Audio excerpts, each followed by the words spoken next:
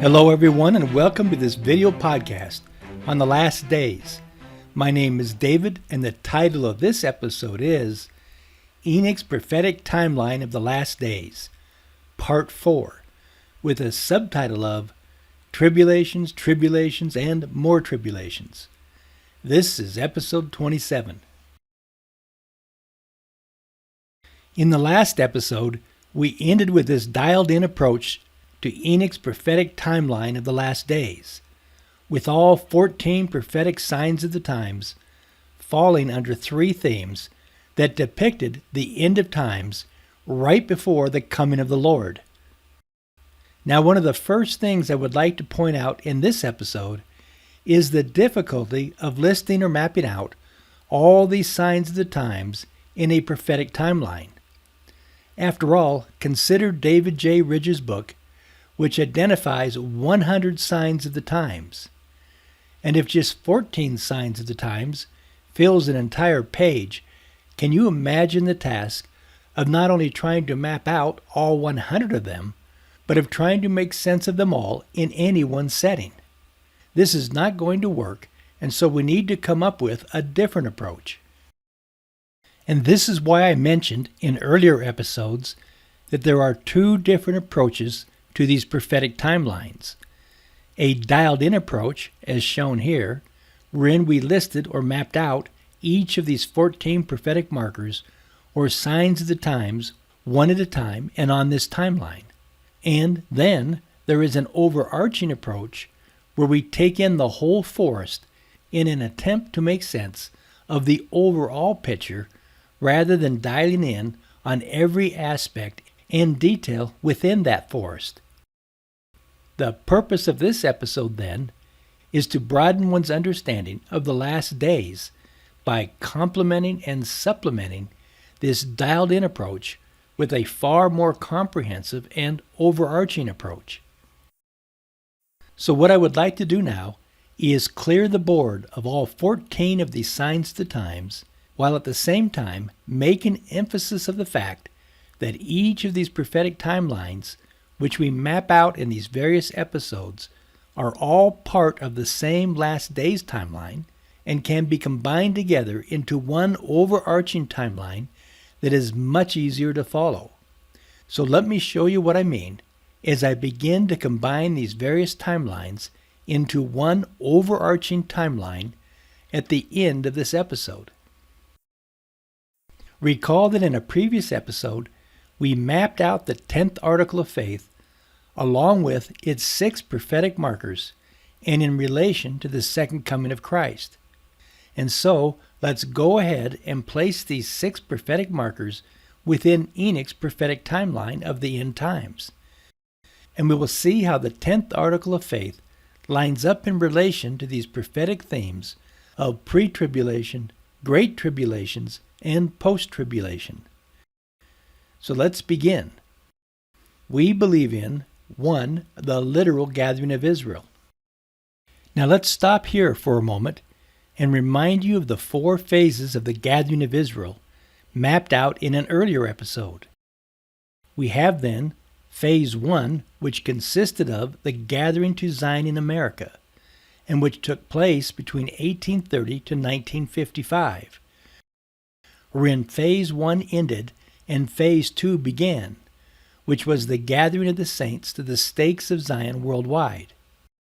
This Phase 2 will continue on up into the pre-tribulation period of Enoch's timeline, wherein we will begin Phase 3, which consists of the gathering of the elect to the New Jerusalem as a place of safety and refuge from the great tribulations that are poured out upon the wicked. Finally, we have Phase 4, which will consist in the gathering which takes place during the 1,000-year millennial reign of Christ. Now, the first 3 phases of this gathering are depicted here, and the 4th phase, if it were to be depicted, would be depicted clear over here and within the millennium. But I have chosen not to depict it because I do not believe the 10th article of faith has reference to this 4th phase, but is concerned with the gathering of Israel that is to take place before and leading up to Christ's second coming, and the ushering in of the millennium. In any case, these first three phases of the gathering are depicted here, and that should suffice for now. Next in order, we have the restoration of the 10 tribes, followed by 3, our belief that Zion, the New Jerusalem, will be built upon the American continent. We then skip to the other end of this timeline with 4, our belief that Christ will reign personally upon the earth for 1,000 years, followed by 5, the earth being renewed from its fallen condition, along with 6, the earth receiving its paradisical glory, and the long-awaited rest that Enoch was so anxious about. As a side note, notice how the 10th article of faith is of both a pre-tribulation and post-tribulation nature, and is not at all concerned with the great tribulations that are to befall the wicked, and which are to take place right before the second coming of Christ in the clouds of heaven. And this is because the 10th article of faith is in reference to the righteous, who are to find safety and refuge in Zion, and who are anxiously preparing themselves for the 1,000-year millennial reign of Christ, wherein both the saints and the earth may rest. Finally, I hope you appreciate how each prophetic timeline that we map out complements and supplements one another, so that here we have not only our understanding of the 10th article of faith, but also our understanding of the 4 phases of the gathering of Israel being neatly incorporated within Enoch's prophetic timeline, and with its emphasis on the pre-tribulation, great tribulations, and post-tribulation time periods. Now allow me to clear the board once again, and let's now make room for 3 broad and sweeping generalizations that I have found helpful in making sense of these end times and our relationship to them. So again, let me show you what I mean.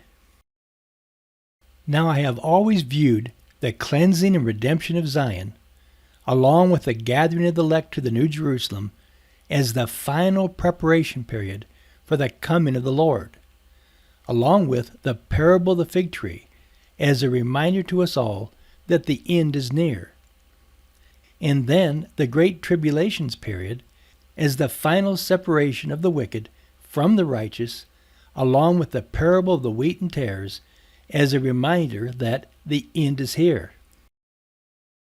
And finally, the reign of Christ and the ushering in of the millennial period as the final invitation to the wedding feast, along with the parable of the 10 virgins as a reminder that this invitation to the wedding feast is for those saints in Zion who have oil in their lamps. Now, obviously, there is a great deal of overlap between this final preparation, separation, and invitation, but these 3 prophetic themes and parables are helpful in focusing our attention on what lies before us and as to where we want to be when the final invitations to the wedding feast are being handed out to those among us who have proven worthy to attend such a momentous and decisive event. In any case, the final preparation all begins by our being Mount Zion ready for the coming of the Lord. For I believe that all the wise virgins will be gathered together in Mount Zion, and that it is there in Mount Zion that they will meet the Lord, who shall suddenly come to the temple and receive the additional spiritual endowments or oil necessary to prepare them for the wedding feast of the Lord that is to take place following Christ's coming in the clouds of glory. With that having been said, let us clear the board one last time so that I can replace these broad and sweeping generalizations with what I have referred to in previous episodes as 3 major cleansing and redemption projects. So let's turn to that now. First we have Project 1, which I have designated as the New Jerusalem and the redemption of Zion, which includes the gathering of the saints to Mount Zion and the cleansing of America. Then we have Project 2, which I have designated as Old Jerusalem and the Redemption of Israel, which includes the gathering of the Jews to Jerusalem and the cleansing of Jerusalem. Finally, I have Project 3, which I have designated as the Millennium and the Redemption of the Earth, which includes the gathering of the wicked to Jerusalem to be destroyed, and with it the cleansing of the earth. Again, we can highlight the three separate appearances of Christ along with these instructive words of the early apostle Orson Pratt in relation to Zion and Jerusalem and these three visitations of Christ, which reads, "Let me make a few remarks here in relation to the difference between Zion and Jerusalem. Zion will be favored with the presence of the Lord before the Jews are permitted to behold him. The Lord will come to 1. The temple of Zion before he comes to 2. The temple at Jerusalem. Before he comes 3. In the clouds of heaven with power and great glory, he will manifest himself in the city and temple of Zion." Or in other words, all the pure in heart who were permitted in those days to enter into the Lord's temple in Zion, which will be built on this continent, the Lord will reveal his face unto them. They will see him, and he will dwell in the midst of Zion.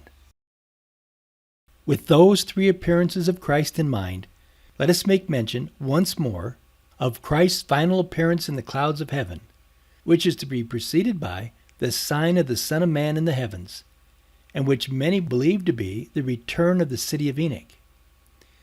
In any event, here is what Joseph Smith had to say about this final sign of the times. "Judah must return, Jerusalem must be rebuilt, and the temple, and water come out from under the temple, and the waters of the Dead Sea be healed. It will take some time to rebuild the walls of the city and the temple, and all this must be done before the Son of Man will make his appearance.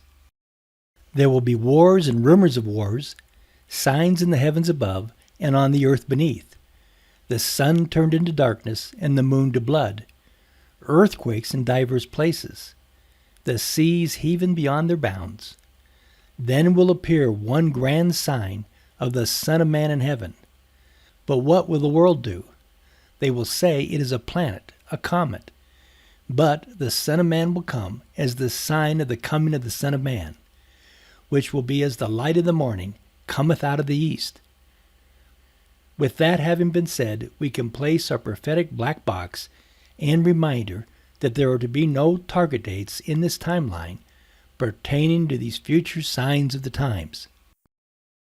Now, the correlation between these three cleansing and redemption projects and the three time periods that Enoch envisioned, and which I have referred to as pre-tribulation, great tribulations, and post-tribulation, help us visualize and summarize what lies ahead of us and allows us as Latter-day Saints to stay focused on what is of greatest importance, given where we are in this prophetic timeline.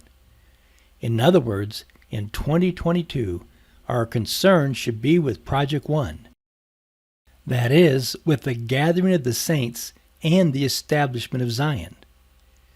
In short, Projects 2 and 3 will take care of themselves if we Latter-day Saints will take care of Project 1. Another way of looking at this is that if we will take care of Project 1, Project 1 will take care of us. And in light of this, consider this revelation given to the prophet Joseph Smith back in 1830, which reads, "And ye are called to bring to pass the gathering of mine elect. For mine elect hear my voice, and harden not their hearts. Wherefore the decree hath gone forth from the Father, that they shall be gathered in unto one place upon the face of this land, to prepare their hearts, and be prepared in all things, against the day when tribulation and desolation are sent forth upon the wicked. For the hour is nigh, and the day soon at hand, when the earth is ripe, and all the proud and they that do wickedly shall be as stubble. And I will burn them up, saith the Lord of hosts, that wickedness shall not be upon the earth." And as far as Project 1, being our greatest concern, rather than projects 2 or 3, consider these further words of the prophet Joseph Smith. I prophesy that that man who tarries after he has an opportunity of going will be afflicted by the devil.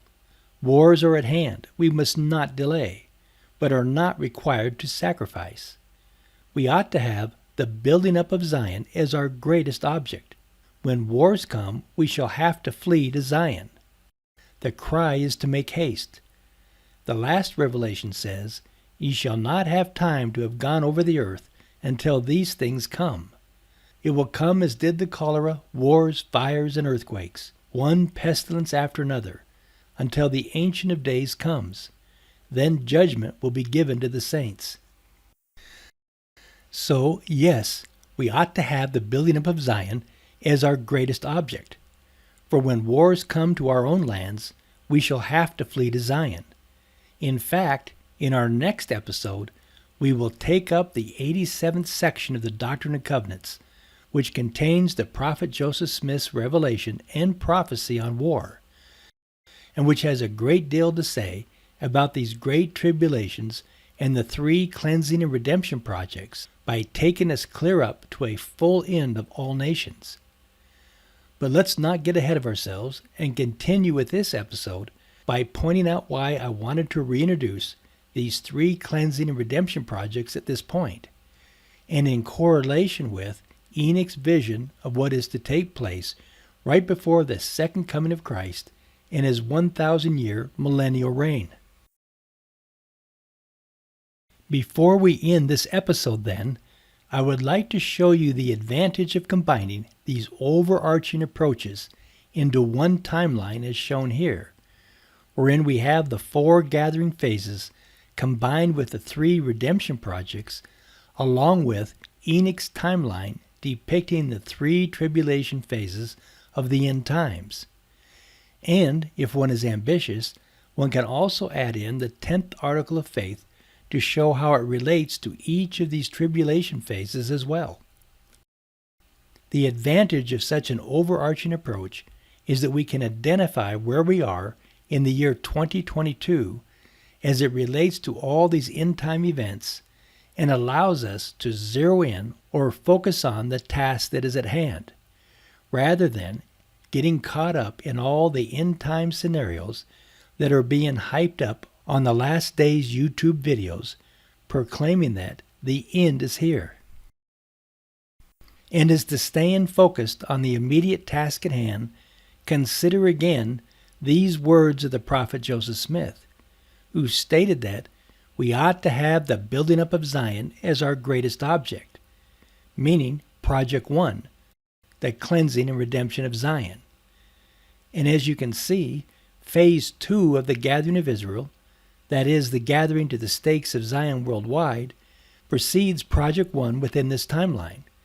And so we see that President Nelson's comment was spot on when he declared that gathering to the stakes of Zion worldwide is the most important thing taking place on earth today.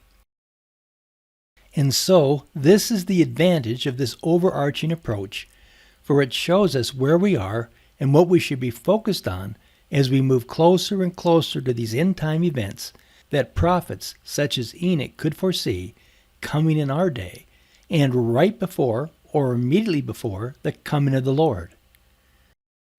With this overarching approach, one can see the error of focusing on Project 2 and all the great tribulations that are to befall the wicked, which, unfortunately, is what most Last Days podcasts are focused on, along with the mistaken notion that the end is here, when it is not.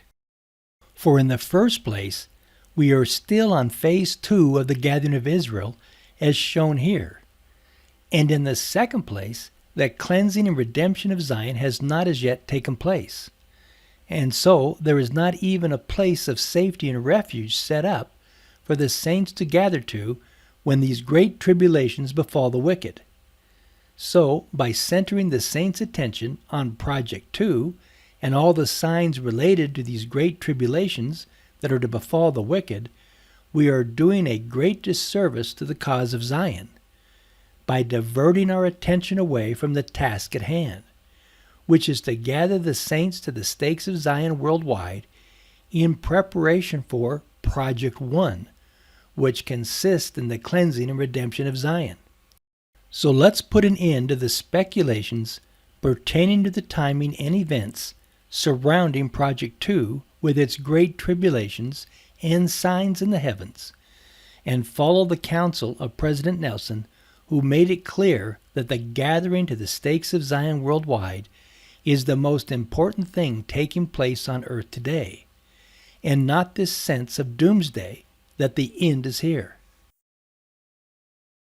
We end then with another prophetic timeline alert, and that is that as the prophet Joseph Smith stated, we ought to have the building up of Zion as our greatest object, and that when wars come, we shall have to flee to Zion, which leads us to our next prophetic timeline of the last days, wherein the prophetic theme will pertain to the prophet Joseph Smith's prophecy on war.